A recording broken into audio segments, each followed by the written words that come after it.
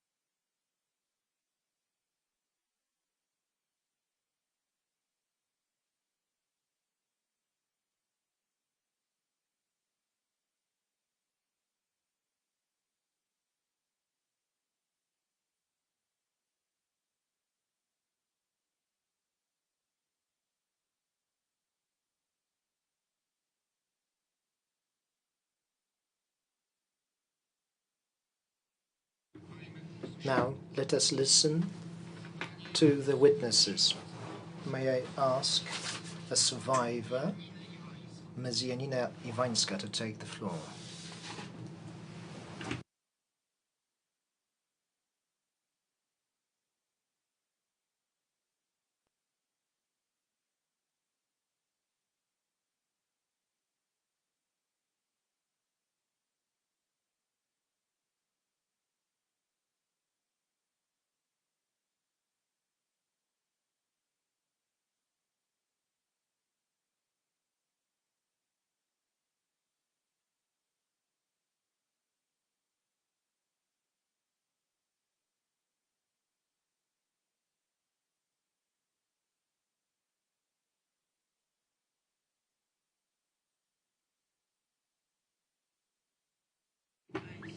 Ladies and gentlemen,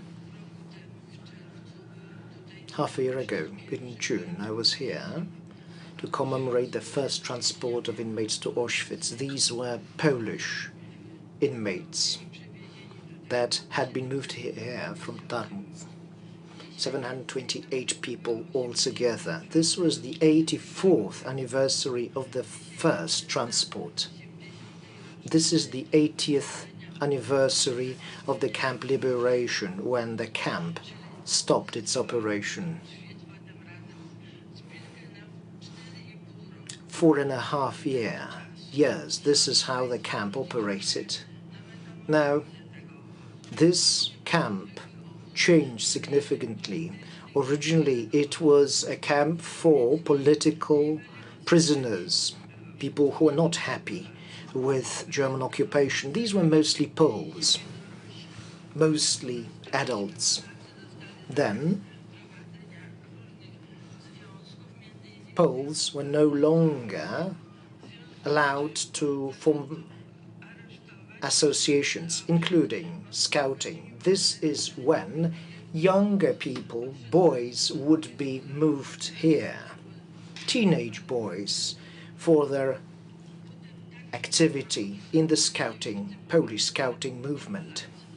So, for a time, most of the inmates were Poles here. Then, this camp turned into a camp for Soviet POWs.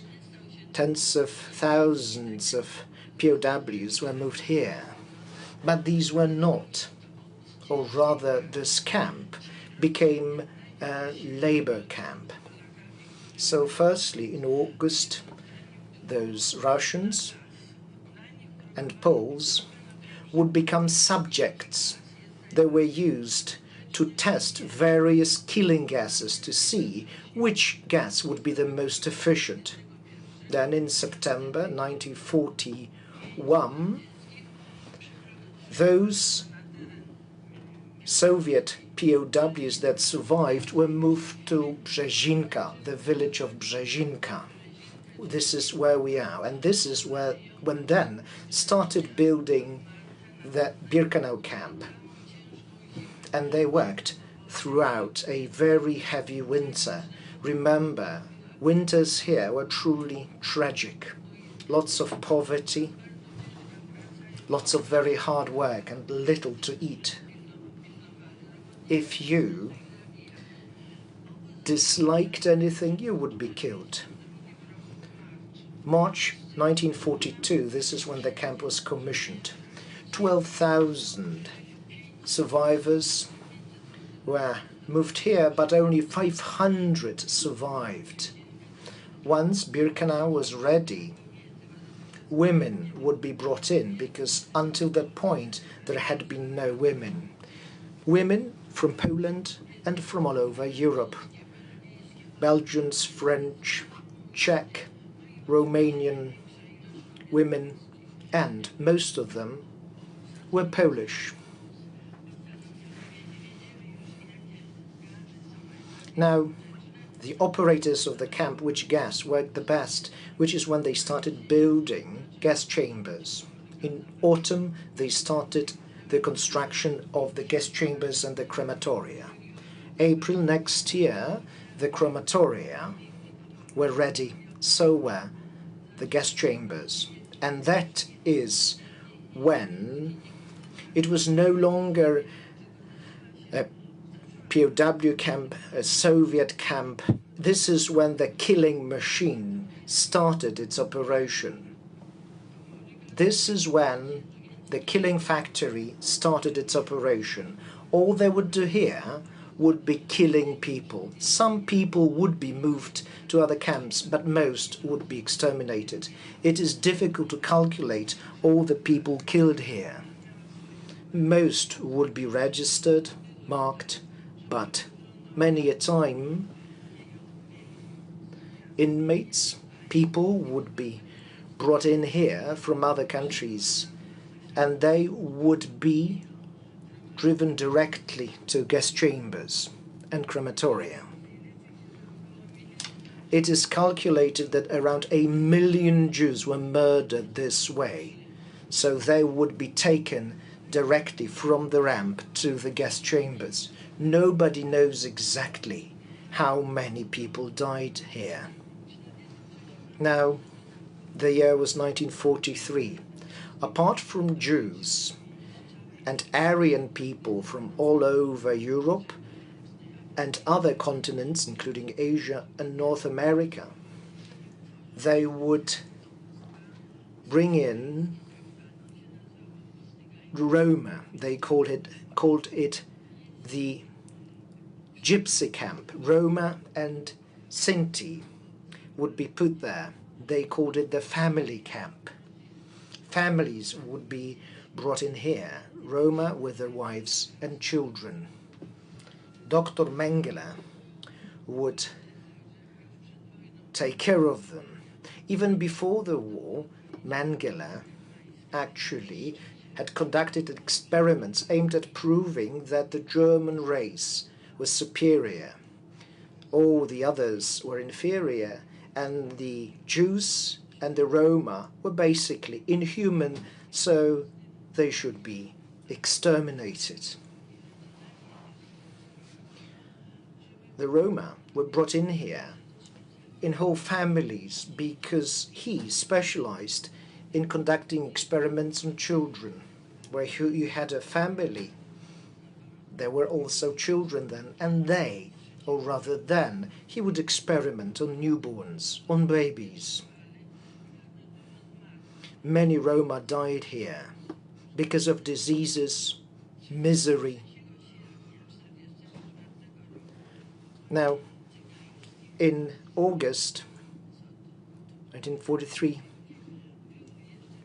there were as many as 4,000 Roman Sinti living there.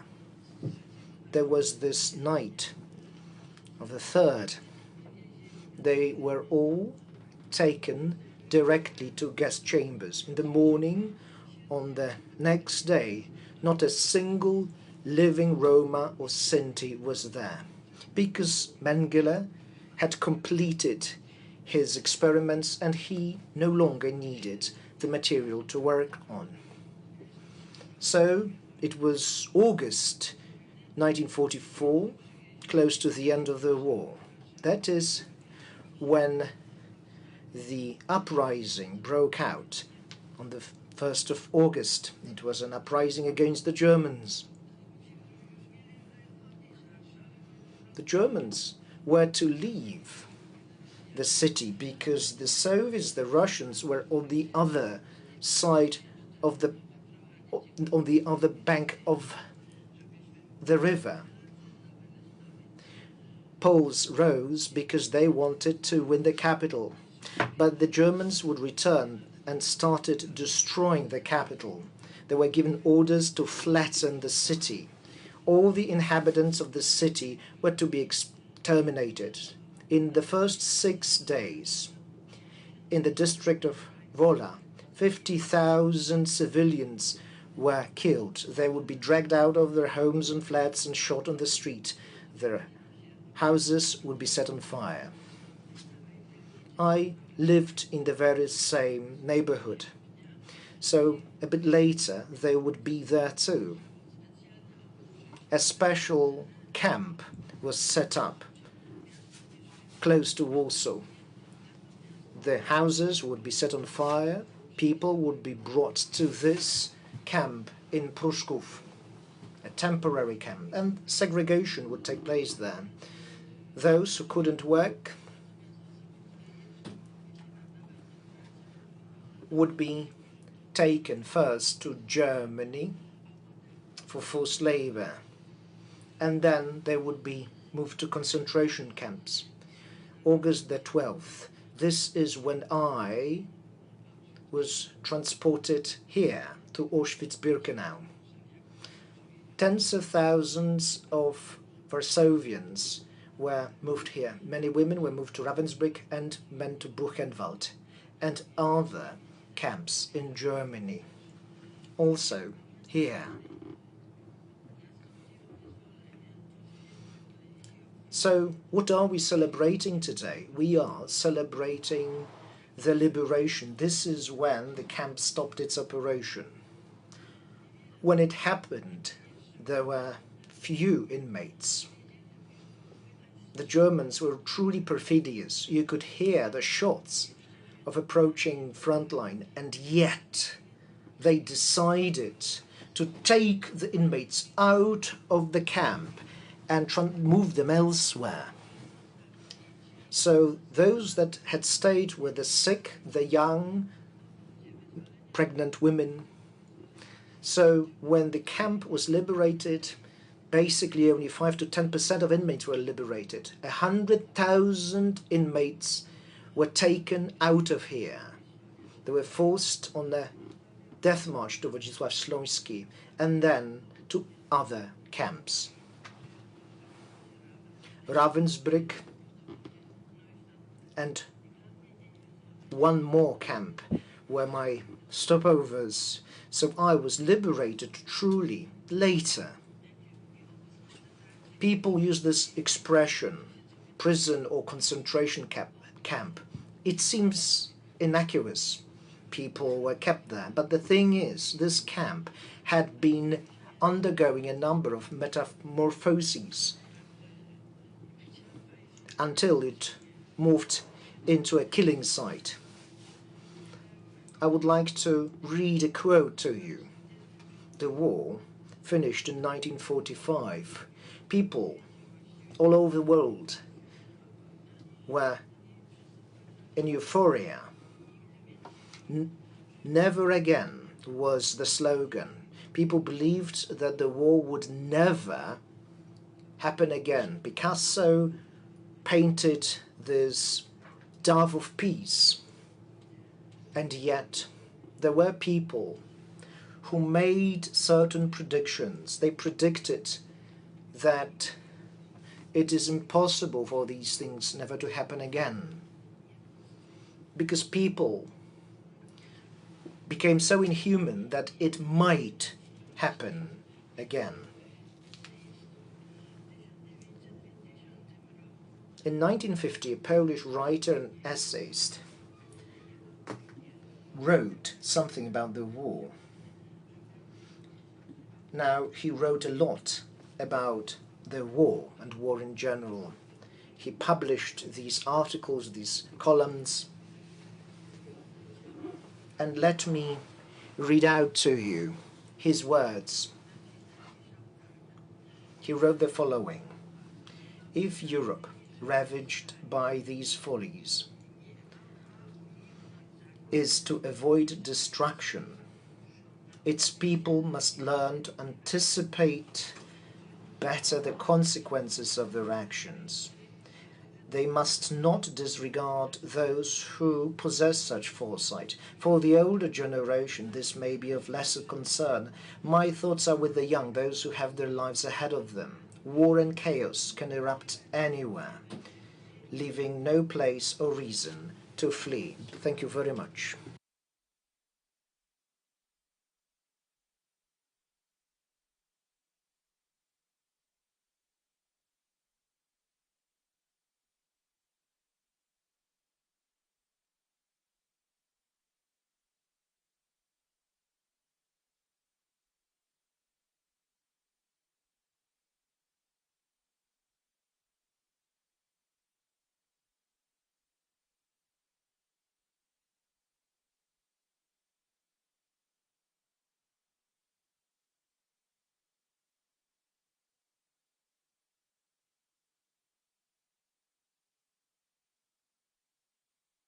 Ladies and gentlemen, may I now ask Ms. Tova Friedman, Auschwitz survivor, to take the floor.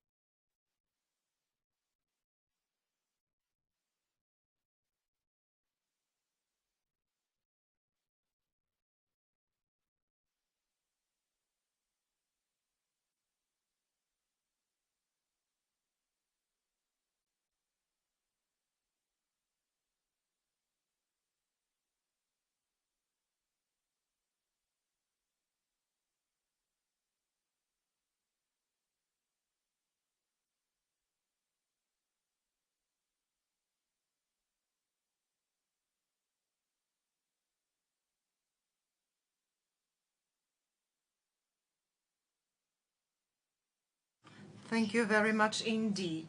May I now ask Mr. Leon Weitraub, the Holocaust survivor, to take the floor.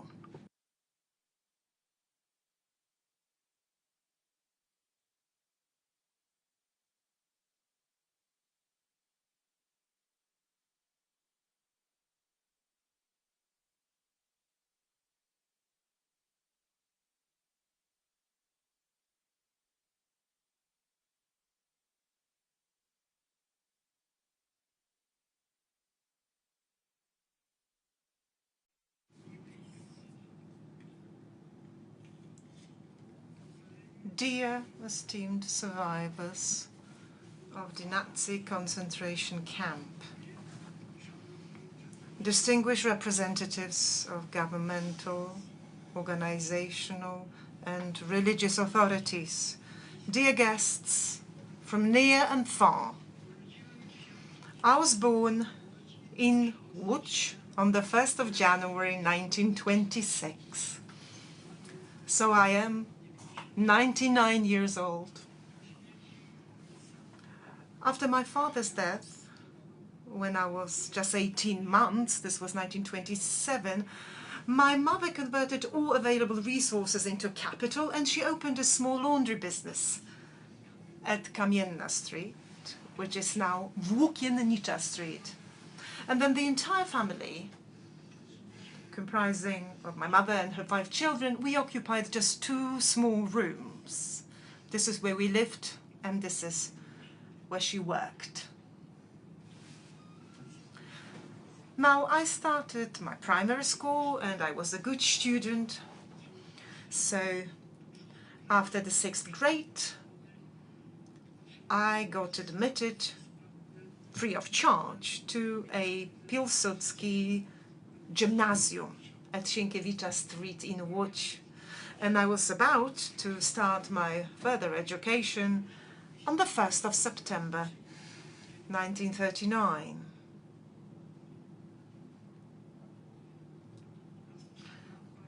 Now, the invasion of our country by the Nazi army disrupted these plans. And in the winter of 1940, we were forcibly moved to the ghetto Litzmannstadt that the Nazi established. While in the ghetto, I worked in the Metal 1 department, and I spent them there almost 5 years. 5 years of hard labor and constant hunger. In August 1944, the liquidation of the ghetto began, and we were deported to Auschwitz-Birkenau. My mother and her sister, my auntie Eve, were murdered on the same day in the gas chamber, and then they were burned in a crematorium. And then we were stripped of all our humanity. First, we were stripped naked and robbed of all our personal belongings. Then they brutally shaved all our hair, quite often with painful skill removal, which was so painful when carbolic fluid was used to disinfect. And then we were dressed in rags. Trousers, shirts, jackets. And then clogs, wooden clogs. This is how we were reduced to mere disposable items. I suffered a lot. I felt utterly alone. I was so brutally separated from my family. I also suffered because of this constant black smoke, reeking of burnt flesh that was rising from the chimneys. This was particularly maddening. After a few weeks, I managed to sneak out illegally of Auschwitz-Birkenau, unnoticed by the capos and SS men. I joined a group of prisoners who were selected to work outside of the camp. In Birkenau, which was a sub-camp of Gross Rosen, I worked as an electrician. In late February 1945, after a 3-day death march, we were transported to the Flossenburg camp, and then a month later to the Natzweiler Stutthof Offenburg camp. I was liberated by the French troops near Donaueschingen on the 20th of April 1945. As I was diagnosed with general debility, and I only weighed 35 kilos. I was also diagnosed with typhus. I had to be hospitalized for several weeks, first in Donaueschingen, and then I was stationed at the French military sanatorium on the Reichenau Peninsula.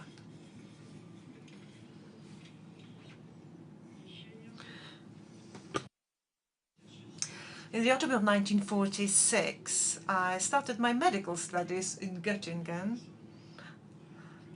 I returned to Poland in November 1950, and after graduation in 1954, I worked at the Clinic of Obstetrics and Women's Diseases of the Medical Academy in Warsaw.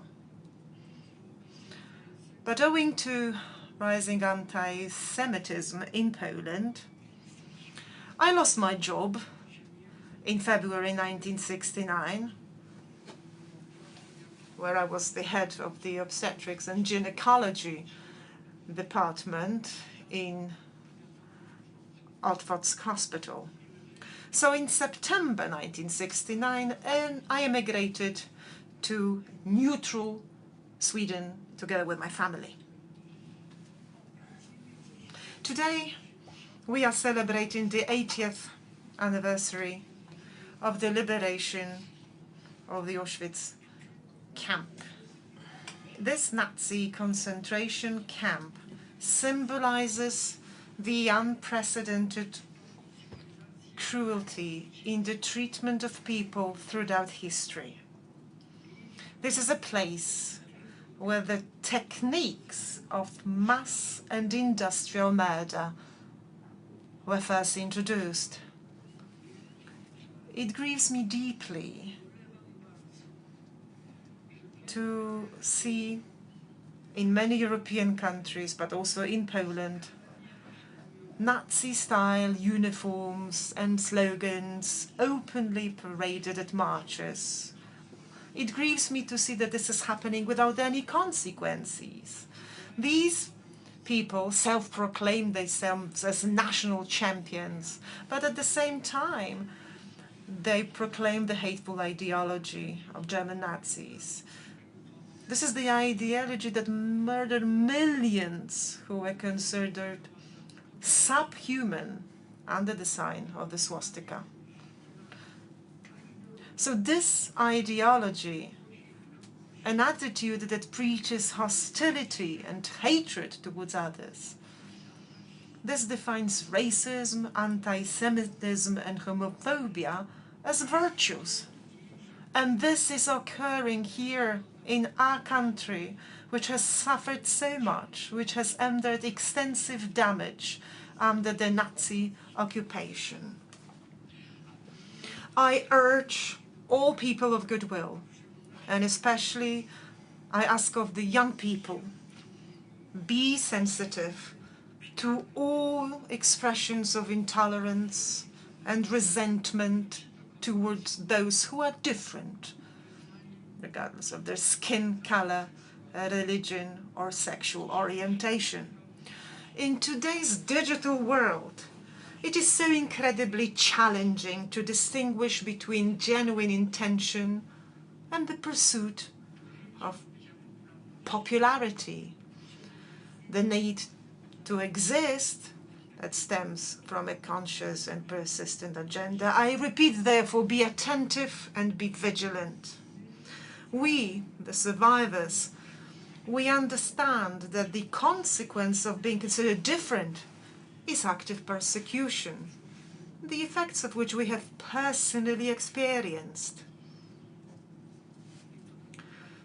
And we did experience it very hard. So let us be very serious, and let's take seriously what the enemies of democracy preach. They generally seek to implement the slogans they promote. If they succeed in gaining power, we must avoid the mistake of the 1930s, when the world failed to take seriously the Nazi regimes and the plans to create a state free of Jews, Roma, and people of different opinions, or sick, or those deemed unfit to live, were underestimated.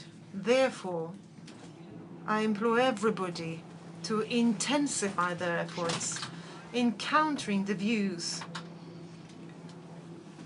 that led to the genocide we are commemorating today. Modern understanding of our heritage and our DNA confirms that there is but only one race of humans, Homo sapiens.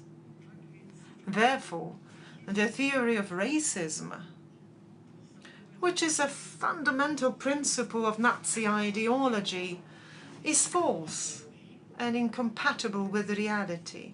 Let me assure you, as a doctor, as a gynecologist, when I perform operations, whatever the patient's skin, the tissues beneath are identical in every person.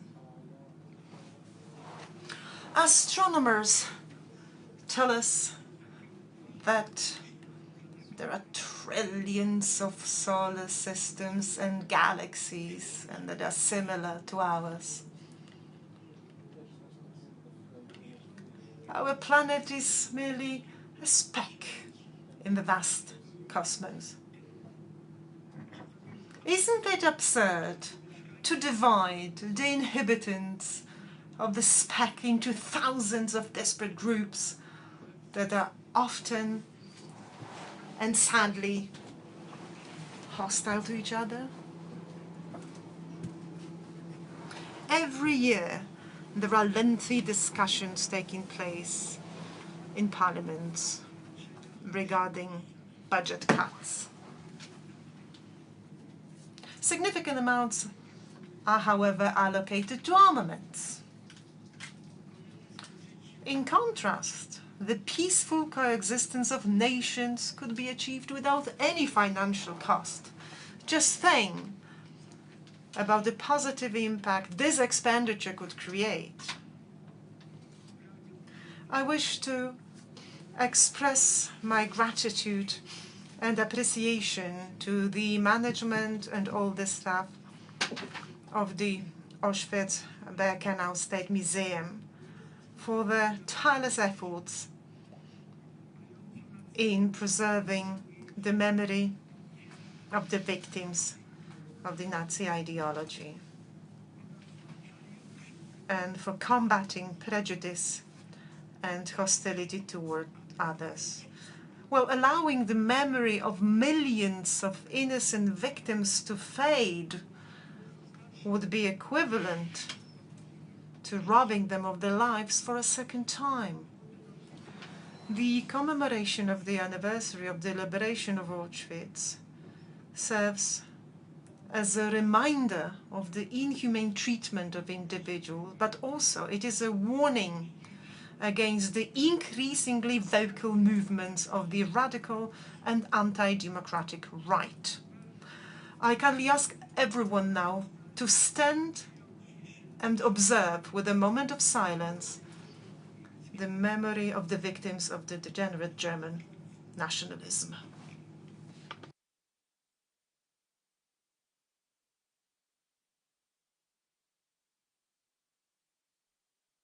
Thank you.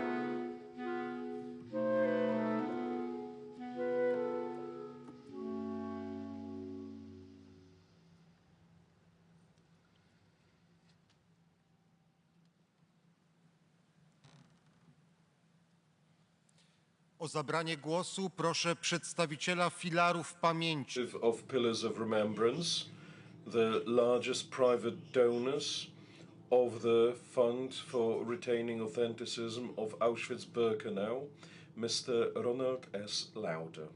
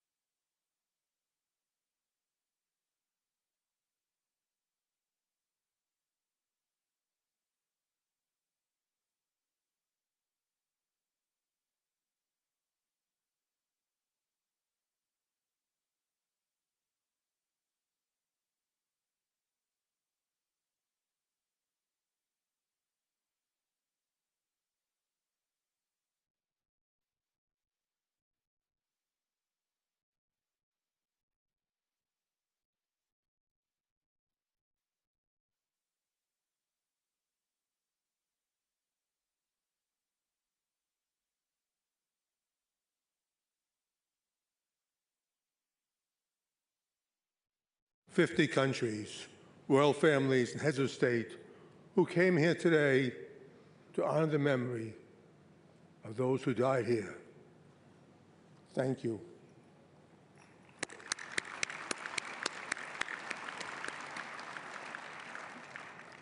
Ten years ago, in 2015, Auschwitz survivor Roman Kent stood here on this platform at the 70th anniversary of the liberation, and he said these words: "We don't want our past to be our children's future." Let me repeat that again. We don't want our past to be our children's future.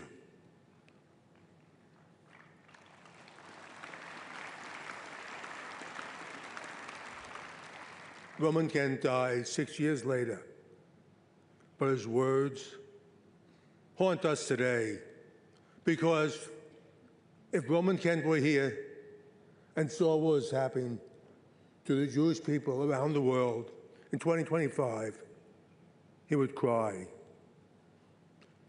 It's hard for us to believe what we see today, the sudden violence of hatred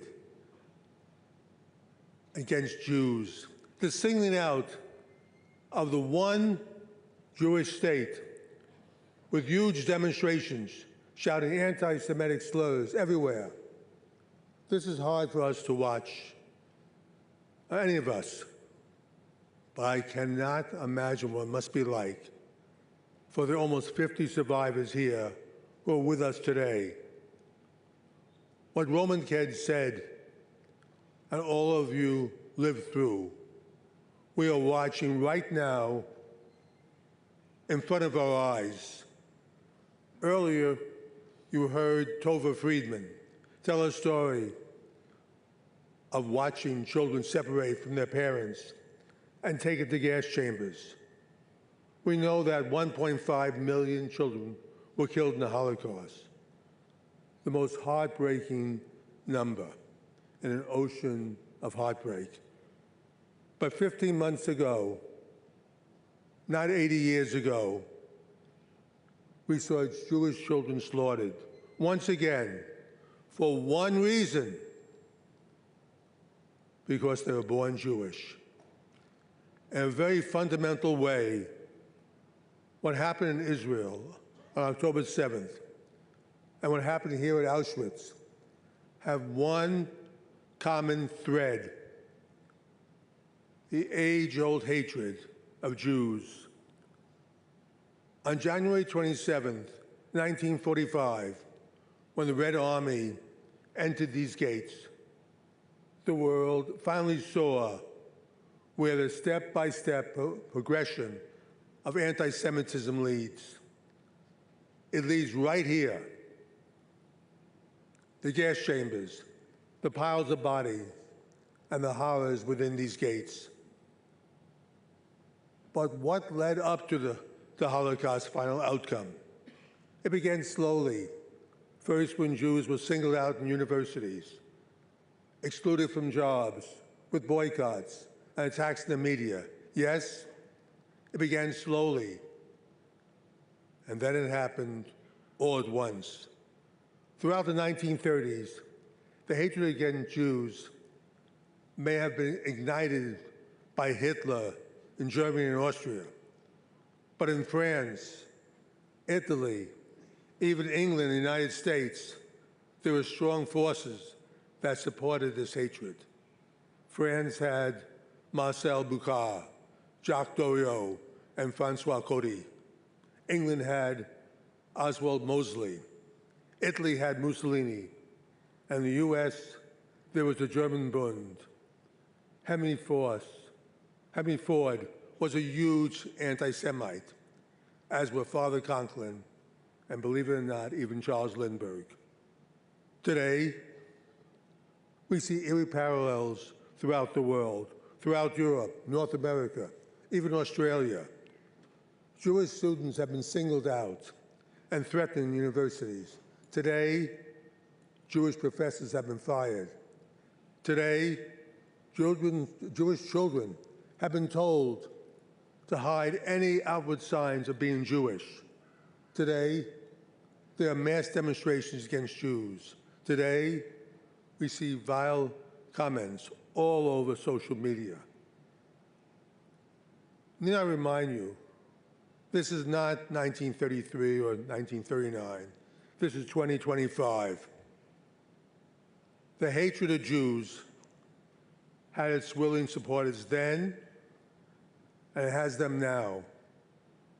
You can't be Jewish or non-Jewish and not be concerned with what you see all around us today. But here, at these gates, we are forced to face one great question when we tell the story of Auschwitz. Everyone knows what happened here, but no one seems to know why it happened. Yes, it was a step-by-step, process and was aided by those who hated Jews. But it was advanced by the indifference of people who thought they were not affected by anti-Semitism because they were not Jewish. It was the world's silence that led to Auschwitz. When Hitler heard that silence after Kristallnacht in 1938, he knew he could do anything he wanted with the Jews. Kristallnacht may have been on page 1 of some newspapers, but it quickly disappeared. World leaders said nothing. On my first visit here at Auschwitz, I was accompanied by a famous survivor, Elie Wiesel. We were walking away from the gas chambers, and the sun was setting. Elie paused for a moment, and then he said something I will never forget. You know, he said, most people think the opposite of love is hate. It's not. It's indifference. Today it's the same story. Silence, indifference, and the exception of this hatred. So today, all of us must take a pledge to never be silent when it comes to anti-Semitism, or for that matter, any other hatred. These lessons for Auschwitz are not just for Jews, they're for the entire world.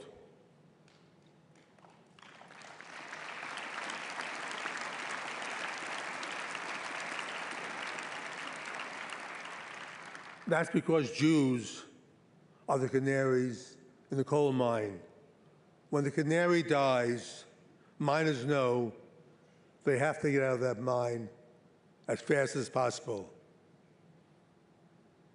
That canary died 15 months ago on October 7th. And that is the most consequential warning for the entire world. Yes,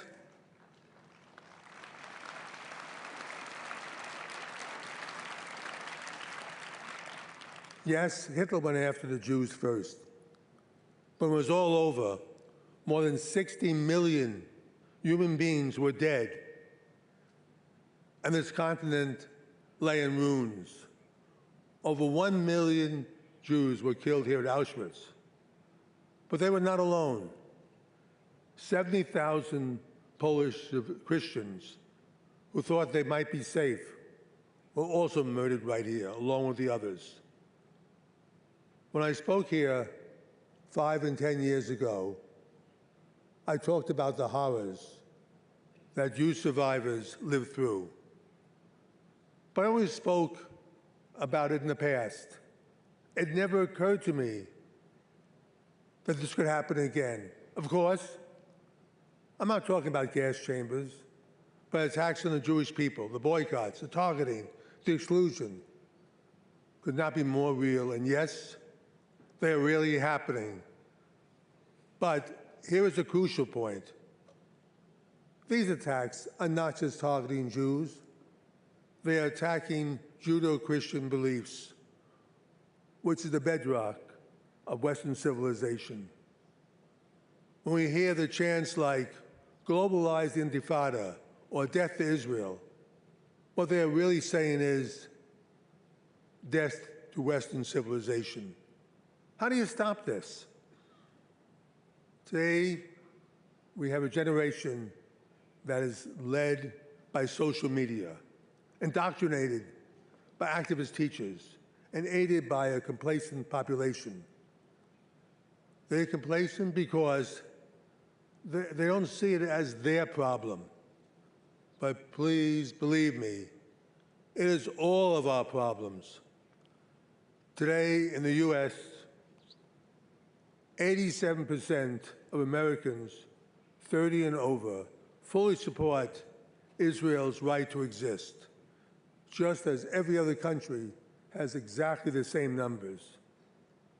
But for Americans under 30, the number drops to 40%. No right to exist? Almost half of all younger Americans don't believe Israel has a right to exist. And they are our future leaders. Let me tell you, this is not just happening in America.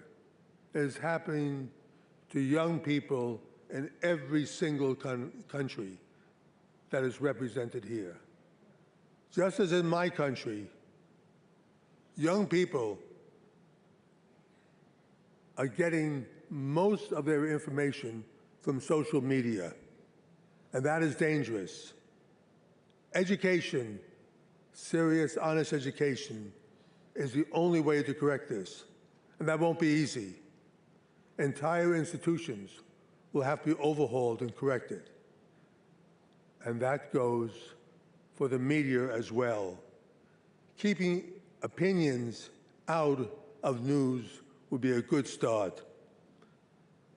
So today,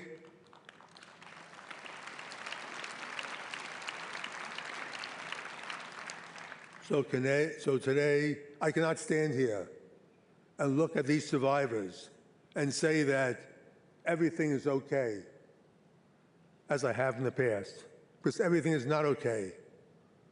Roman Kent's words haunt us. So let today be the day we all of us, world leaders and ordinary citizens, Jewish and non-Jewish, old and young, make a solemn pledge to stop this now before it's too late. We must, you must, and that's every one of your countries. No hatred of Jewish people or any people is tolerated at all. Remember,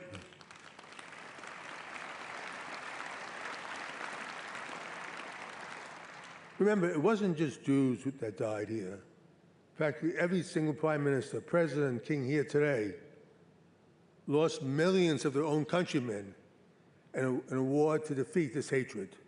80 years ago, millions of young men gave up their lives so these gas chambers were turned off forever. That means millions of young men, I should say women, never had the chance to live out their lives, to fall in love, to have families, to do good work, to watch their children grow up.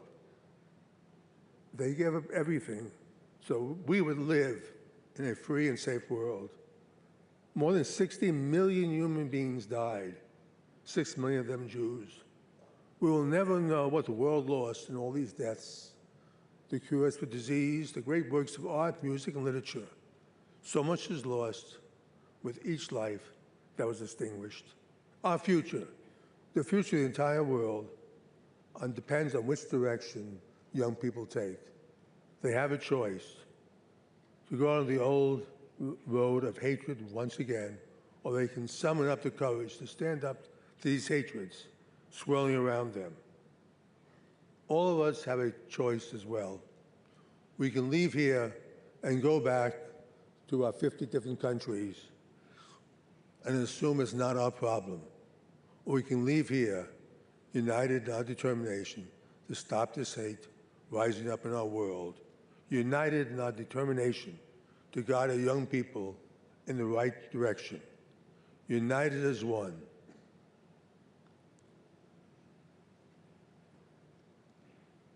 I have been involved with Auschwitz for more than 50 years, since the 25th anniversary in 1970. On my first visit, I saw how time elements were taking their toll. I realized that if no efforts were made to preserve Auschwitz, it would soon disappear.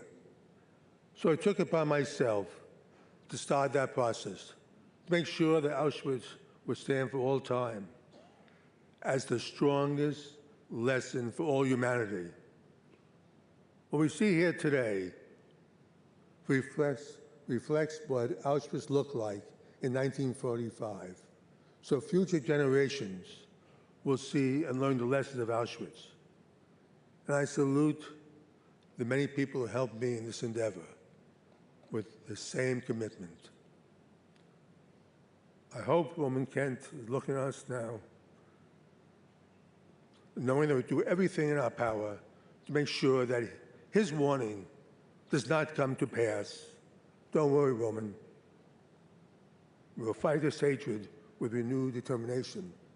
And I firmly believe that the good will triumph in the end. Finally, I would like to convey what this place, Auschwitz, means to me. Not as a survivor, not as a liberator, but simply as a Jew who cared deeply about my fellow Jews. On that first visit here so long ago, I was struck by a thought that every Jew must have when they come to Auschwitz. What if I'd been born in Budapest in 1944, where my grandparents came from, instead of New York, where they settled? What would have happened to me? You all know the answers to that question. I feel a deep personal connection to this place, this platform where over 1 million people arrived. I was drawn to this place. I try to come here as often as possible. Every visit, I will always stop at the train station on Vincent and buy flowers. And then I would find a rock, and I would lay the flowers at the tombstone out there. I would put the rock on top of the memorial that many of us have done for more than 1 million men, women, and children whose souls swirl around us. I would say a special prayer, the prayer you know. I felt then and I feel now. I tie to each one of them. It's hard to explain, but it's profound, and it's a major part of who I am. I've spoken here in past commemorations. Today, I must be realistic. This may well be the last commemoration, and also that I will speak at. But I leave today with the understanding I did my best. I did my utmost to be worthy of the memory of all those who were lost there. I tried my best. Hope I was worthy.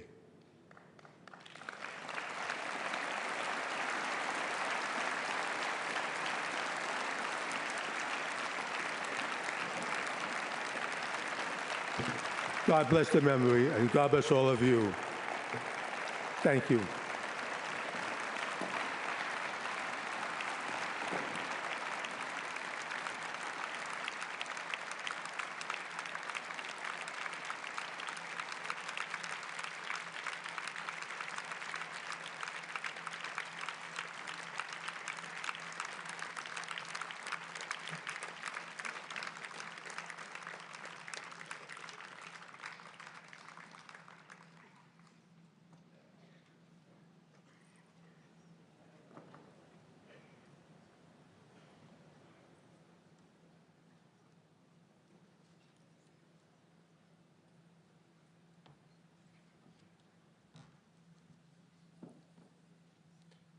Głos oddaję panu dyrektorowi, opiekunowi miejsca. The director, guardian of the Auschwitz-Birkenau Memorial, Dr. Piotr Cywiński.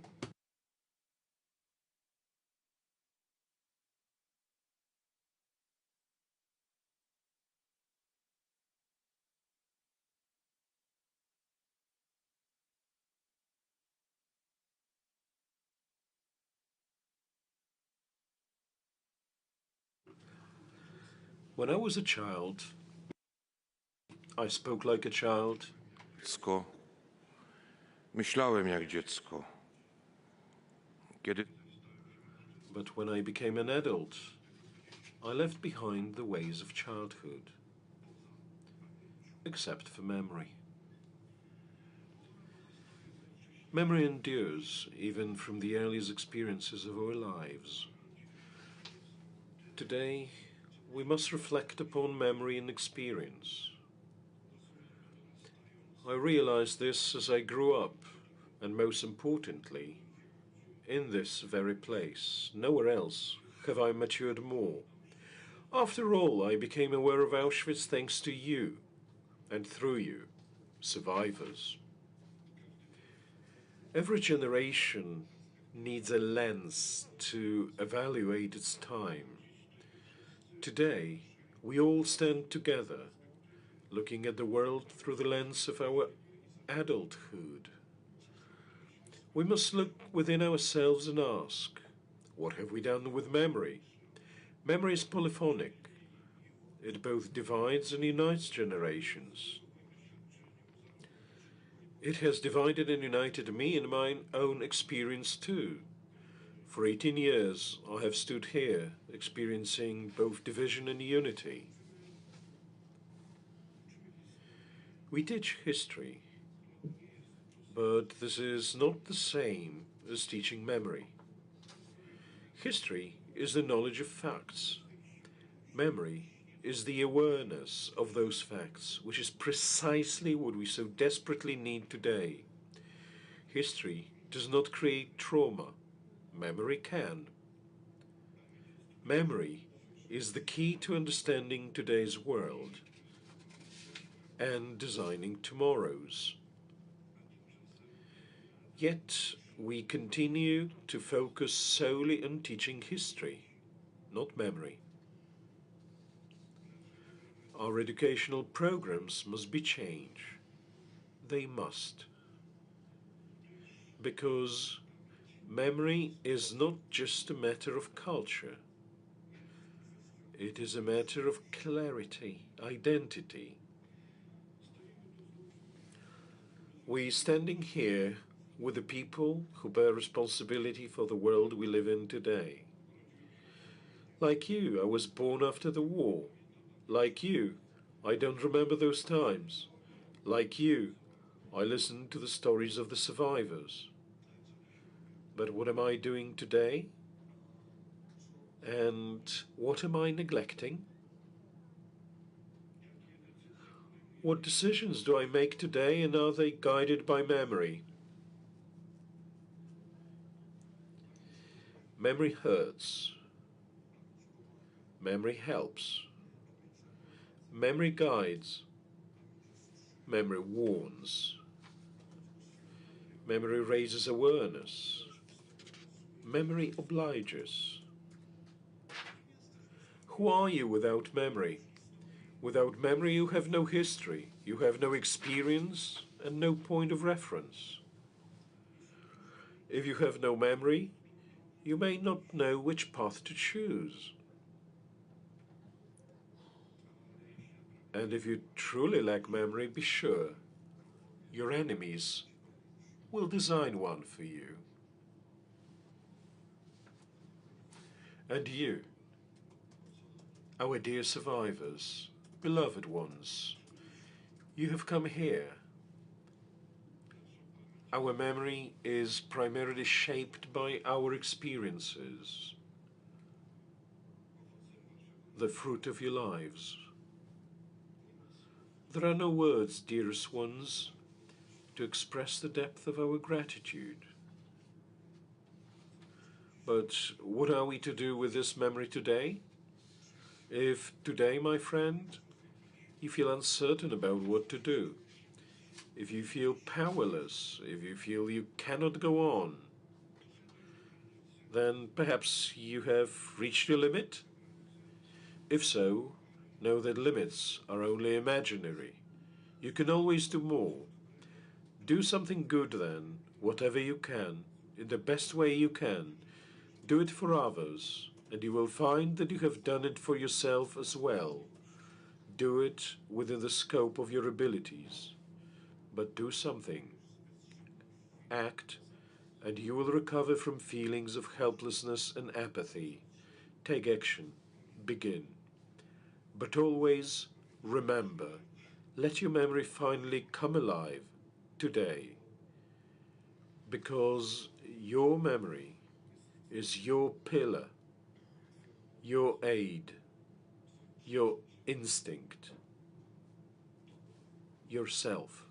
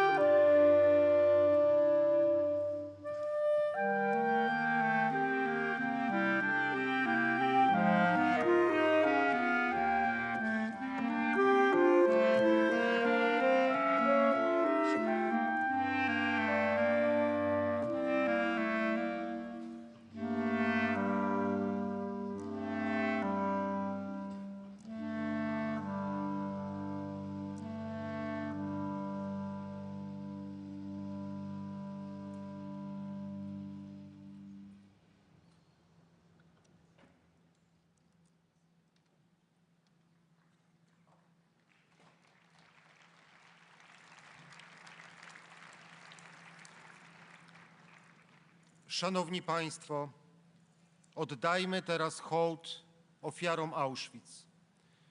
Zapraszam do wspólnej modlitwy za pomordowanych w obozie.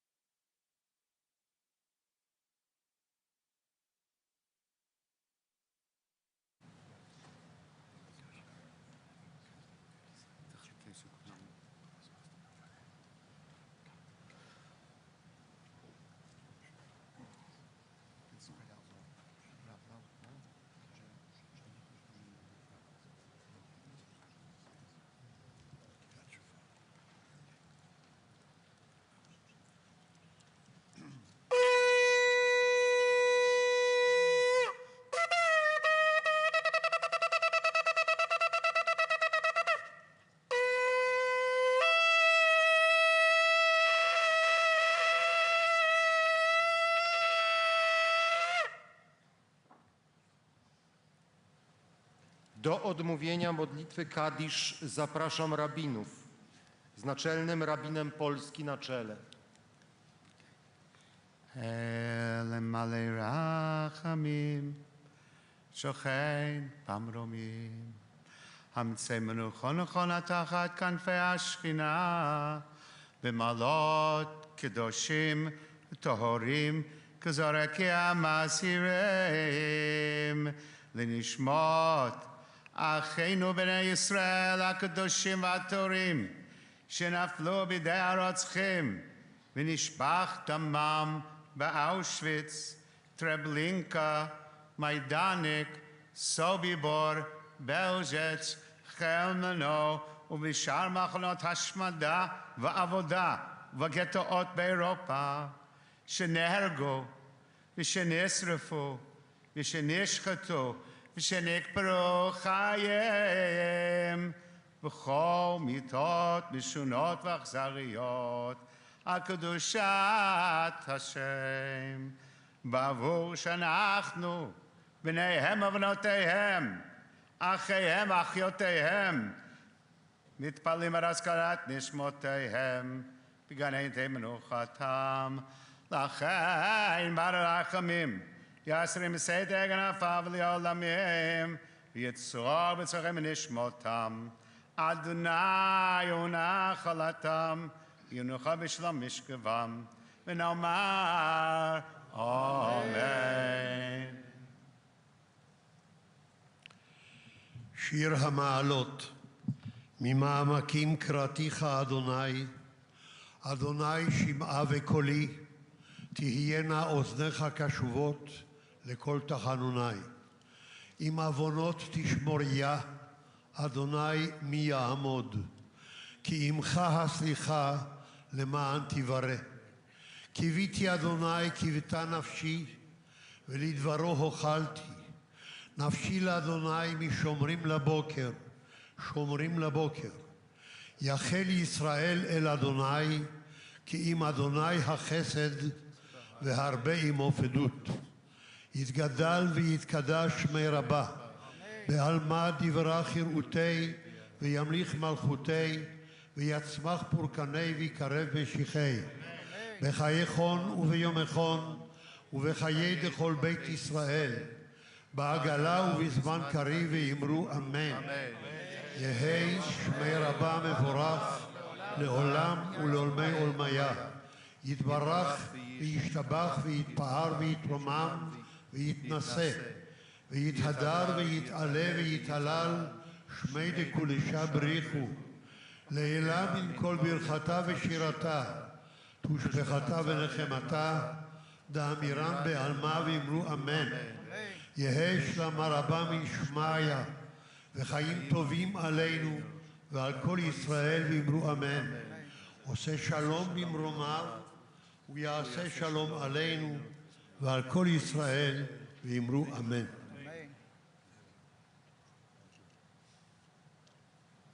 As the heart panteth after the water brooks, so panteth my soul after thee, O God. My soul thirsteth for God, for the living God. When shall I come and appear before God? My tears have been meet day and night, while they continually say to me, where is your God? Moja dusza rozczula się, gdy wspominam, jak kroczyłem w tłumie, idąc do domu Bożego, wśród głosów radości i dziękczynienia świątecznego orszaku. Dlaczego się smucisz, moja duszo? Czemu się we mnie trwożysz? Zaufaj Bogu, bo jeszcze będę Go sławił. On jest moim zbawieniem i Bogiem. Ко мне самому душа моя смятейся, сего ради помянух Тя от земли Иорданский и Ермонимский, от горы Малая. Бездна призывает ко главе, во гласе хляби Твоих, вся высоты Твоя и волны Твоя на мне пройдоша. W dzień okazuje mi Pan swoją łaskę, a w nocy Mu śpiewam i modlę się do mojego Boga. Mówię do Boga: opoko moja, dlaczego mnie zapomniałeś? Czemu chodzę smutny? Czemu wróg mnie gnębi? As with a sword in my bones, mine enemies reproach me, while they say daily unto me, where is thy God? Why art thou cast down, O my soul? And why art thou disquieted within me? Hope thou in God, For I shall yet praise him, who is the health of my countenance and my God. Psalm 42. Tęsknota za Bogiem i świątynią. Odmówili reprezentujący różne grupy ofiar, przedstawiciele judaizmu, Kościoła katolickiego, Kościoła prawosławnego, kościołów protestanckich i islamu. Bardzo dziękuję wszystkim. Very much indeed. And please be seated.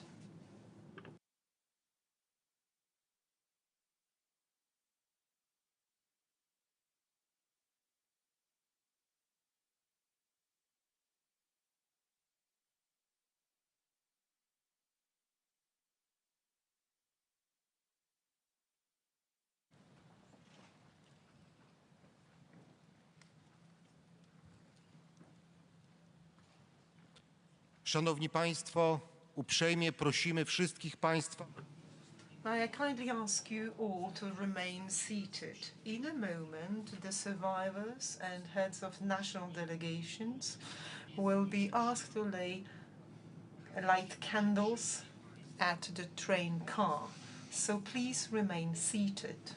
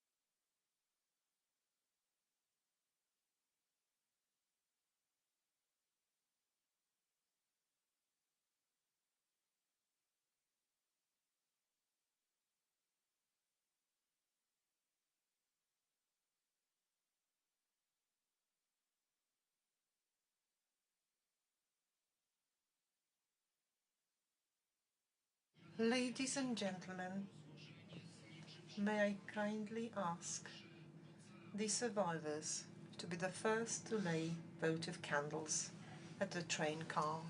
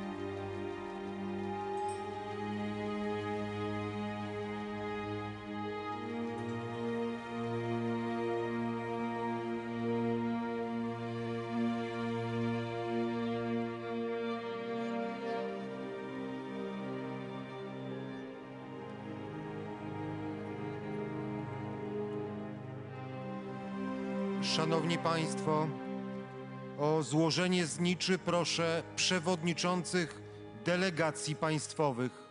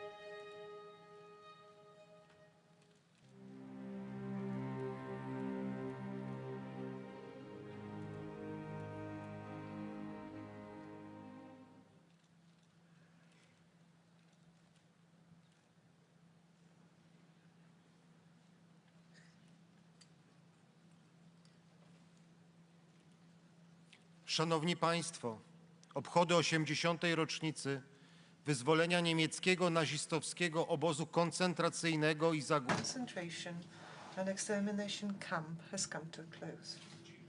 Thank you to the survivors for their presence, and thank you to all of you for being here with us. Thank you for your presence and for your memory. So very important memory. I would like to thank the Clarinet Quarter for providing us with the music. This quarter featured Grzegorz Tobis, Piotr Wybraniec, Waldemar Żarów and Tomasz Rzymła.